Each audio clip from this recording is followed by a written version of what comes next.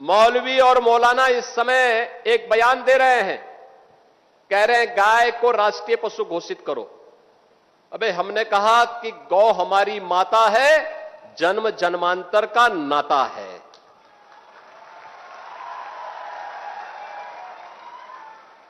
क्या मां और पुत्र के बीच में कुछ घोषित करने की आवश्यकता पड़ती है क्या?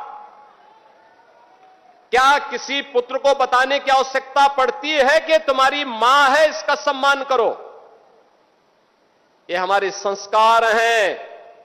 हमने अपनी मां के बारे में जो सम्मान का भाव रखते हैं वह भी, और हमने गाय को माता माना है, तो गाय तो हमारे लिए माता है, वह पशु नहीं। पशु तुम्हारी बुद्धि है जो तुम हमारी गौ माता को पशु बोलते हो। तुम्हारी सोच पशुवत है जो तुम गौ माता को पशु बोल रहे हो। और तुम्हारा यह दोगलापन है कि जो एक और गौ कसी को प्रश्रय देते हो। मैं देख रहा था बकरीद में तमाम उनके चेले चपाटे अपने सोशल मीडिया हैंडल पर बकर ईद पर गौ माता का चित्र दिखा करके कह रहे थे कि बकर ईद की बधाई दे रहे थे। लेकिन मैं उनको बोलना चाहता हूं, यूपी में गौ हत्या का मतलब जान रहे हो ना क्या होगा?